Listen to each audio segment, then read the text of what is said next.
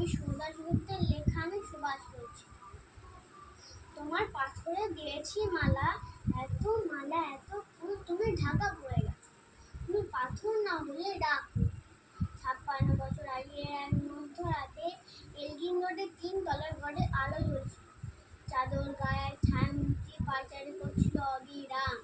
বাইরের রাস্তায় ইংরেজের জল সতর্ক সজাগ চোখে দেখছিল। তার সব সতর্কতাকে বুদ্ধু বানিয়ে তুমি তখন অন্ধকার চিরে ছুটে চলেছ আলোর পথে। দেশের মানুষ কাক কেউ টের পায়নি। তুমি চলে যাওয়ার পর 56টা শীত বর্ষা গ্রীষ্ম উধাও তুমিও।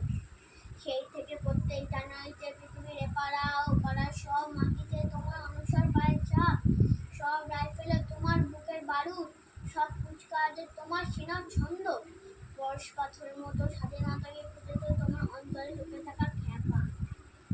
তোমার গন্তব্য ছিল স্বাধীনতা, তোমার পথ ছিল স্বাধীনতা, তোমার স্বপ্ন ছিল স্বাধীনতা, তোমার প্রেম ছিল স্বাধীনতা। তুমি রক্ত চেয়েছিলে স্বাধীনতার জন্য, তাই তুমি পাথর। যারা স্বাধীনতা আলে চেয়েছিল গদি, চেয়েছিল সিংহাসন, নিজেদের ছেলে আজুটের রাজ্যপাট, তারাই রইল সুখী।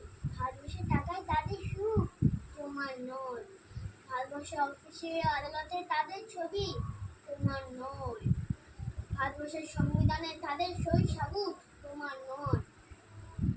ইংরেজ গরিব মানুষদের পায়ে নিচে রাখতো, আমরা বড়লোকদের মাথায় করে রেখেছি।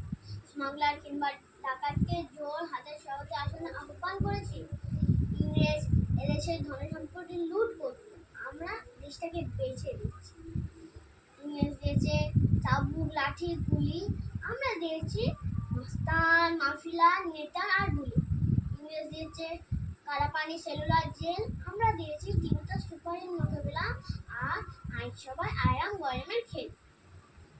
56 বছর আগে এক মধ্যরাতে পরাধীন এই দেশ ছেড়ে তুমি চলে গিয়েছিলে।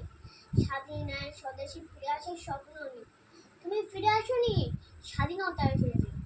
তার কাঁধে ঝুড়ি ভরে নিয়ে এসেছে ভোর নামক রাজস্বীয় যোগ্য, গণতন্ত্র নামক চেয়াত মাৎসন্যায়, প্রগতি নামক লোক ঠকানোর স্ট্যাটিস্টিক, সংহতি নামক বিস্ফোরণের চুরমার, ঐতিহ্য নামক মন্দির মসজিদের ঝগড়া, আর সমুদ্র হিমাচল ভরিয়ে দেওয়া ভাষণ ভাষণ আর ভাষণ। 56 বছর ধরে তুমি পাথর আছো। 56 বছর ধরে ভারতবর্ষ অধীর অপেক্ষায় কান পেতে আছে। ইথার তরঙ্গে কবে হঠাৎ শোনা যাবে স্বাধীনতার নিজস্ব কণ্ঠস্বর। আমি সুভাষ বলছি, জয় হিন্দ।